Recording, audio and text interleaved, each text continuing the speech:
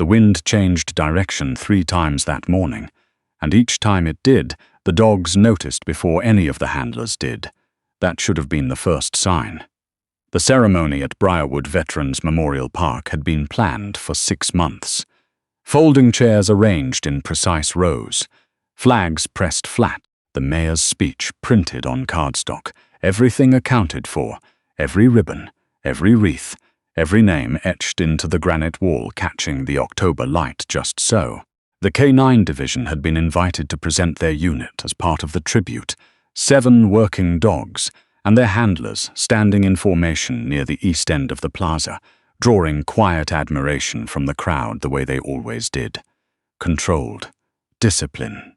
Immovable. Nobody paid attention to the woman who slipped in through the side gate 20 minutes before the ceremony began. She came alone.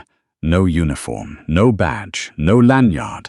She wore a faded green canvas jacket that looked like it had been through a few hard winters, jeans worn pale at the knees, and boots that had seen real mud. She carried nothing except a small paper cup of coffee from the gas station 2 blocks away. She found a spot near the back of the seated section, at the end of a row, and she sat down without looking at anyone. The man next to her glanced over once, then back at his program. She didn't look like she belonged there. That was the honest truth of it.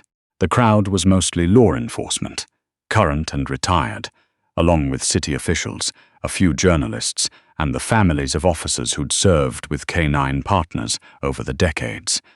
Everyone had a role, a lanyard, a reason to be there that could be explained in a sentence.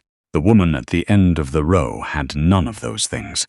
Her name was Fiona Marsh, and she had driven 4 hours and 11 minutes that morning to sit in that folding chair and watch from a distance.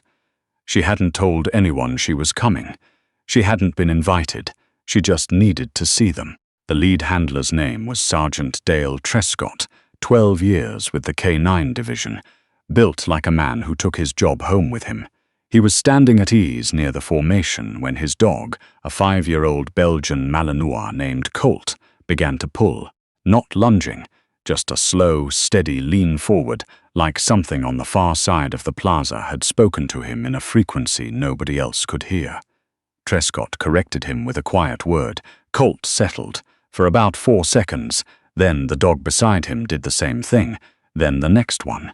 Trescott looked down the line. 6 dogs, 7 dogs, all of them facing the same direction, all of them doing that thing, that low, sustained lean, that he'd only seen a few times in 12 years, and never all at once, never in a crowd, never at a ceremony where everything was supposed to be buttoned up and professional and still.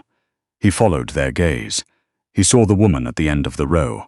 She wasn't looking at the dogs. She was looking at her coffee cup, both hands wrapped around it, and she seemed, from where he stood, like someone trying to hold herself together in a way that had nothing to do with the cold. "Sit," Trescott told Colt. Colt sat, but his ears stayed forward. The ceremony began at 10 o'clock sharp with the national anthem, performed by a high school choir that hit every note with the kind of nervous precision that only teenagers achieve under pressure. The crowd stood. The dogs sat in formation. The flags snapped in the October wind. Fiona stood with everyone else, her paper cup now empty, her hands at her sides. She didn't sing. She watched the dogs. She counted them the way she might count something she'd been keeping track of for a long time, methodically, starting from the left, ending at the right, then starting over. 7 dogs, 7 handlers. She'd known before she arrived what the number would be, because she'd read every press release about the Briarwood K9 division for the past 3 years. She knew their deployment records, their commendations, their names. She knew which ones had been born in the Czech Republic and which ones in Germany. She knew which ones had bilateral hip screenings and which ones had retired early due to injury. She knew all of this because 3 years ago, they had been hers. Not legally, not on paper, not in any way that a court would recognize, but she had raised 6 of the 7 dogs standing in that formation from the age of 8 weeks. She had chosen them out of litters sent from overseas contacts she'd spent 5 years cultivating. She had done their early conditioning, their imprint training, their foundational obedience work. She had named them, the names they no longer used, the names that had been replaced by the unit call signs stenciled on their vests. She had done all of that out of a 40-acre property in Harlan County, a converted barn, and $200,000 of her own money that she'd spent the better part of 7 years saving after getting out of the military. And then she had been robbed of all of it. The speeches came and went. The mayor spoke about sacrifice and service and the bond between a handler and a working dog. A retired police chief who'd served 30 years mentioned the dogs by unit designation: Colt, Bravo, Recon, Duke, Spectre, Milo, Arrow, and there was applause each time. A little girl in the front row held a sign that said "K9s are heroes too" in purple marker. Fiona watched from the back row and didn't clap. Not because she didn't believe the words. She did, actually, every single one of them. She'd said versions of those same things herself, in less polished language, at 5 a.m., in a wet field when a dog had done something that made her chest ache with something she didn't have a precise word for. She didn't clap because clapping would have meant acknowledging the version of events that the program's crime disrupt. The one where these 7 animals had arrived at the Briarwood division through routine procurement channels, certified through a licensed broker, and been matched to handlers through a placement process overseen by the state board. That version wasn't false, exactly. It was just missing 3 years. What had happened to Fiona Marsh started the way a lot of disasters start, with paperwork she'd trusted someone else to handle. She had been 26 when she started the breeding and training program.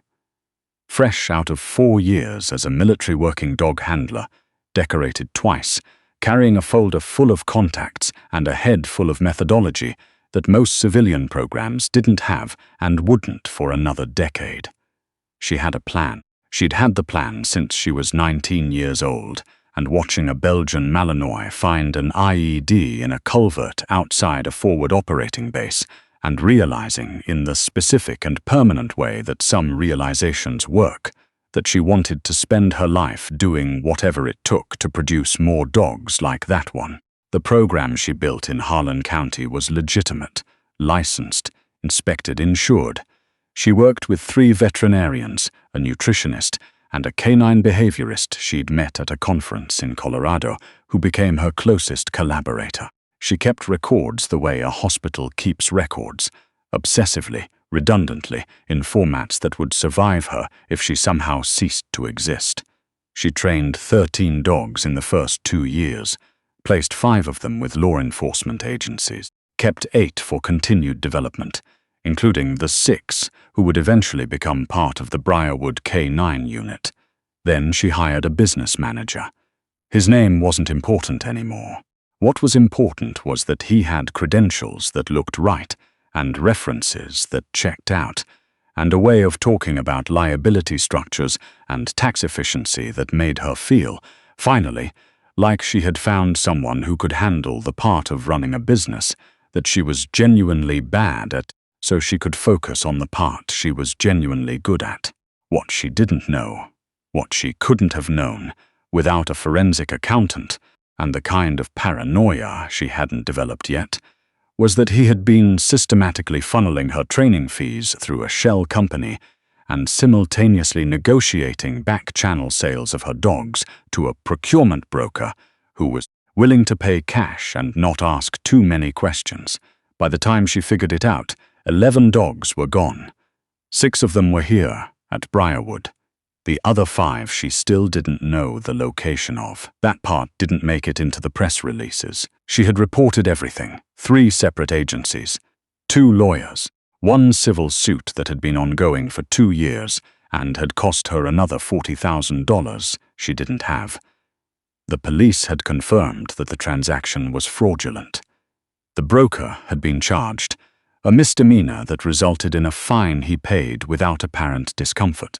The business manager had fled to another state, where he was currently, as far as her lawyer could determine, doing the exact same thing to someone else. The dogs had been purchased in good faith by Briarwood, the court said. Chain of custody was clear. The fact that the original seller had no legal authority to sell them was a matter between Fiona and the seller, not between Fiona and the agency currently employing the dogs. So she had lost.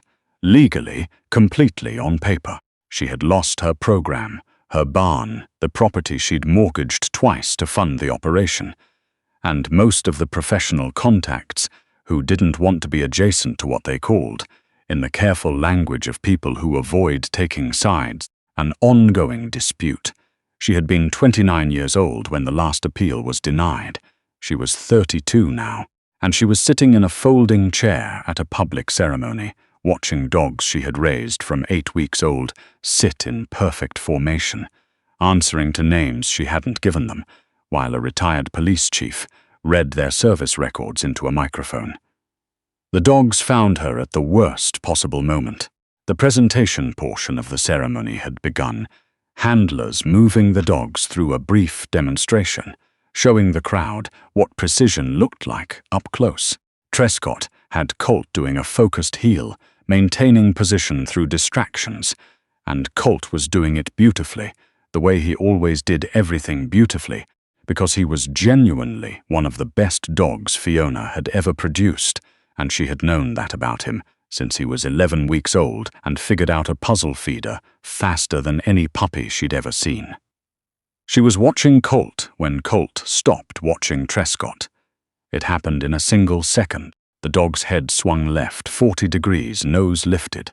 The heel broke, not dramatically, not in a lunge, but in the specific, deliberate way of a dog that has decided something else matters more right now. And no amount of training is going to override that decision, because the training was never designed to override this particular thing. Trescott gave the command again. Colt took 3 steps toward the back of the seating area. Trescott corrected. Colt stopped, looked back at him with an expression that Fiona had seen on that dog's face before. Not defiance, exactly. Something more complicated than defiance, something that looked almost like apology, and then turned and kept walking. The handler to Trescott's left said something under his breath. His dog was already moving, then the 3rd dog, then the 4th. It happened fast enough that the crowd didn't understand it immediately. 7 highly trained working dogs, in the middle of a public demonstration, simply stopped responding to their handlers and began moving in a loose and purposeful group toward the back row of the seating section, toward the end of the row, toward the woman in the green canvas jacket who had gone very, very still. Fiona had seen them coming. She had that much time, but she hadn't been able to make herself move. Later, she would try to explain this to people and fail, because how do you explain what it feels like when 6 animals you raised from infancy, animals you thought about every single day for 3 years, with a combination of grief and anger that had become so familiar, it felt like a weather pattern, come walking across a public plaza in defiance of everything they've been trained to do, just to get back to you. She didn't move. She gripped the arms of the folding chair. The first dog to reach her was not Colt. It was Arrow. Arrow had been born on a Tuesday in early March, the 2nd pup in a litter of 4, and Fiona had almost missed the birth because she'd been on the phone with a vet 2 counties over about a different dog and hadn't realized how close Arrow's mother was to delivery. She'd gotten there in time. She always got there in time. Arrow had been the smallest of the 4 and the most demanding, the one who cried the longest, who needed the most contact, who would cry himself hoarse in the whelping box if he couldn't find her when he woke up. He was a large, powerful dog now, wearing a tactical vest with a unit badge on the side. He put his head in her lap and made a sound that she had to close her eyes against. Then the others arrived. There was a long moment when no one in the crowd understood what they were witnessing, and then there was a longer moment when they understood, but couldn't find the right shape for it. Handlers were calling commands. The dogs were ignoring them, not aggressively, not in any way that suggested a training failure or a safety concern. just ignoring them, the way you ignore someone calling your name when something much more important is happening right in front of you. Trescott had walked to the edge of the seating area. He was standing now about 10 feet away, Colt's leash in his hand, but Colt fully occupied with pressing his entire body weight against a woman's legs, while she kept her eyes shut and both hands in his fur. "Ma'am," Trescott said, not aggressively. He was a careful man, and he had been watching her since before the ceremony started, and he had been doing the slow arithmetic of what he was seeing for the past 4 minutes, and he had arrived somewhere he didn't quite have a word for. "Ma'am, I need to ask, do you know these dogs?" She opened her eyes. She looked at him for a moment with the expression of someone who has been practicing a version of this conversation in their head for 3 years and is now finding that none of the prepared versions were right. "I raised them," she said. Trescott said nothing for 3 seconds. "I raised 6 of them," she corrected.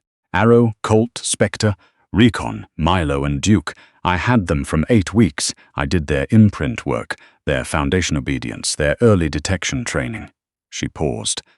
"I named them different things back then, but yes, I know them. Someone in the crowd had started filming. Several someones. The mayor's aide was on his phone. A journalist from the Briarwood Courier, who had come to cover the ceremony, was standing on his chair, trying to see over the people who had gathered at the back of the seating section. None of that reached Fiona Marsh, because she had her face against Arrow's neck, and she was saying something too quiet for anyone else to hear, and Arrow's tail was moving back and forth with the slow, steady rhythm of a dog who has been waiting a long time for exactly this. What happened next took longer than the moment itself. It took Trescott pulling out his phone and making a call. It took a quiet conversation with the division commander, a woman named Lieutenant Cecile Okafor-Brand, who had the particular skill of staying calm in proportion to how complicated a situation was, and this situation was extremely complicated, so she was extremely calm. It took 2 other handlers crouching down at the edge of the circle of dogs and watching with expressions that kept shifting between professional concern and something else they didn't have a policy on. It took Fiona, when someone finally thought to ask, pulling out her phone and showing Lieutenant Okafor-Brand the photographs. 3 years' worth. Arrow in a whelping box, eyes still closed. Colt at 8 weeks, chewing a training toy.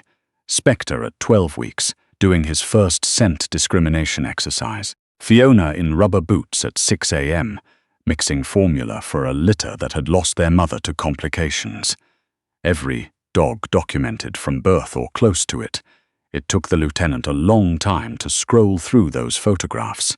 When she was done, she handed the phone back without a word, and she turned and looked at the dogs, who were arranged around Fiona in a loose ring, some of them sitting, some of them leaning, one of them, Milo, who had always been theatrical, lying fully across her feet. "We have a problem," Lieutenant Okafor-Brand said. "I know," Fiona said. "What happened to you?" The lieutenant paused, looking for the right sentence. "What happened to you was wrong. I want you to know that I understand that." The court didn't agree. The court ruled on what it had jurisdiction over. She paused again. "There are other questions." The ceremony had effectively ended. Nobody announced that it had ended. It simply stopped being the thing it had been scheduled to be, and became this other thing instead, this unscripted and unplanned thing, happening at the back of a seating section in Briarwood Veterans Memorial Park, while 100 people stood around the edges trying to figure out what they were witnessing.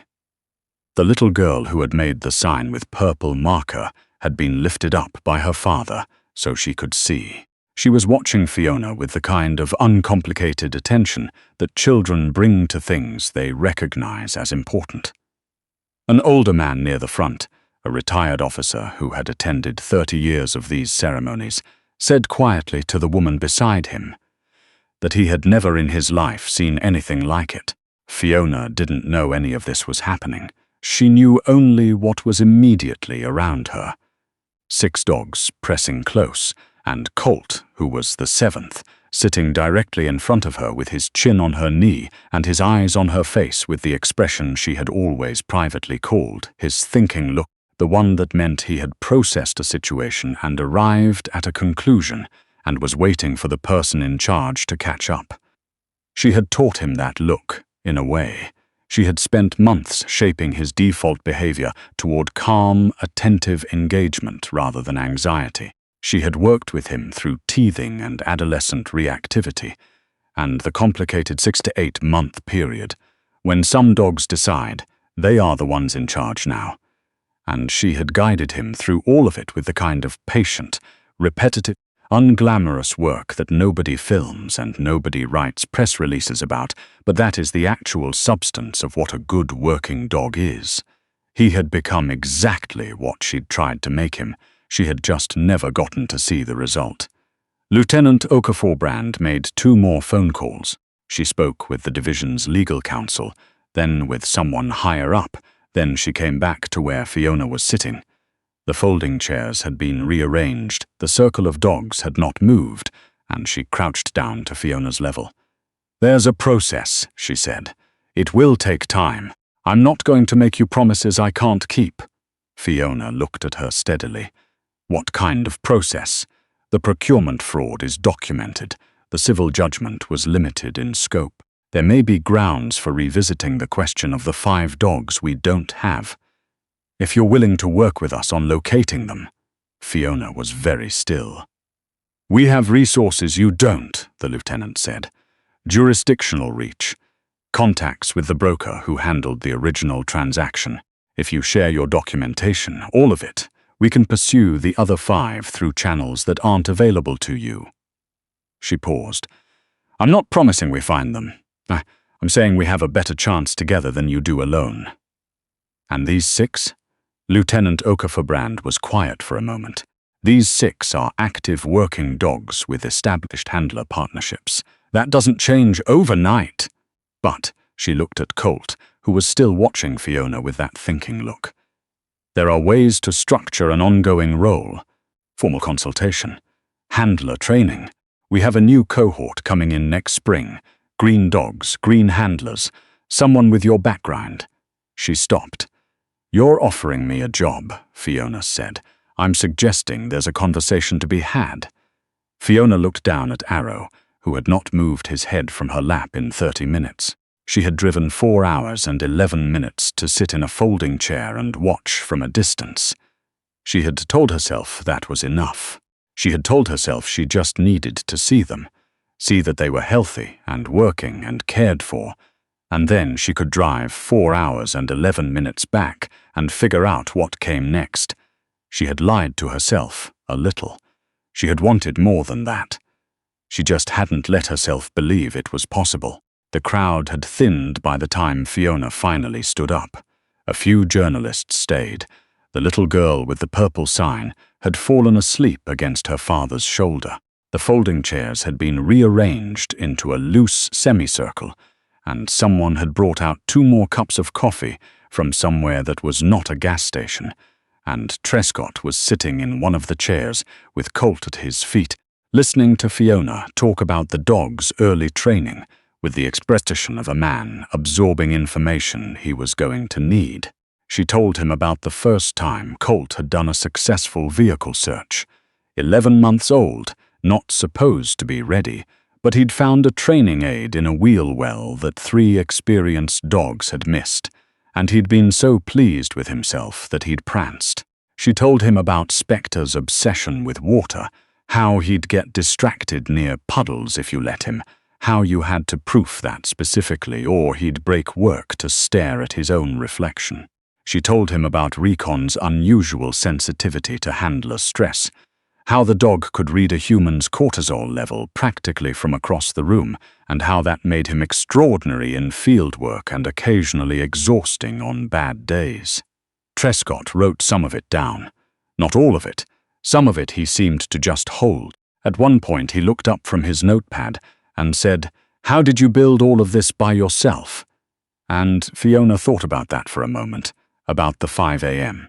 Mornings and the mud and the vet bills and the years she had spent being absolutely certain she was doing something that mattered, right up until the moment someone had taken it from her. "I didn't build it by myself," she said. "They helped." She meant the dogs.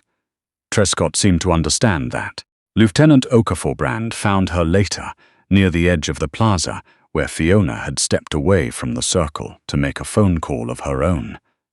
To her lawyer, a 3-minute conversation conducted in the clipped shorthand of people who have been working on the same problem for too long.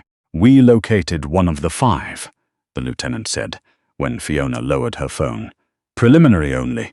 We need to confirm." But the broker who handled the resale kept records he wasn't supposed to keep.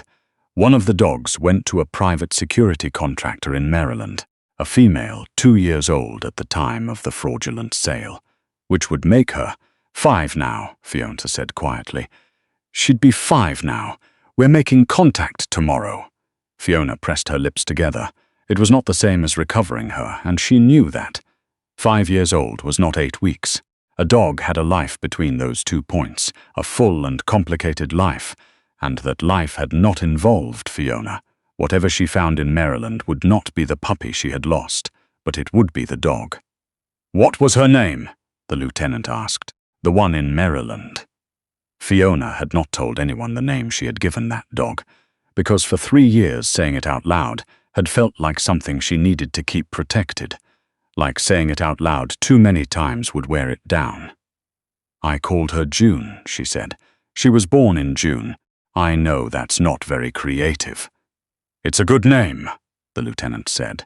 They stood together for a moment, looking at the plaza, the granite wall with its names catching the last of the afternoon light, the dogs being walked by their handlers in slow loops around the perimeter, because the dogs, as always, needed movement, and they needed it on a schedule, and the schedule did not stop for ceremonies or revelations, or the complicated aftermath of both. Colt passed close enough that his shoulder brushed Fiona's leg as he walked by. He didn't break stride, but his tail moved once, briefly, in the particular direction that meant he knew she was there. There is a moment in the early training of a working dog, usually somewhere between 7 and 10 weeks of age, called the imprint window.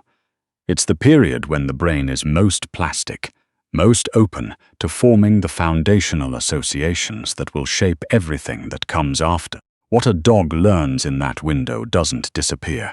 It doesn't get replaced by later training, not fully. It becomes a layer beneath everything else, permanent and foundational, the bedrock on which the rest of the structure is built. Fiona Marsh had spent 3 years believing that what she had built didn't belong to her anymore. 7 dogs standing in a public plaza had spent one October morning telling her that belonging wasn't the right question. She had left something in them during those early weeks, something that lived below their names and their unit designations and their handler partnerships, below everything that had been written over the top of it. And it had waited there, patient and permanent, the way foundational things wait. It knew her when it saw her. It always would. She walked back toward the plaza. There was work to do.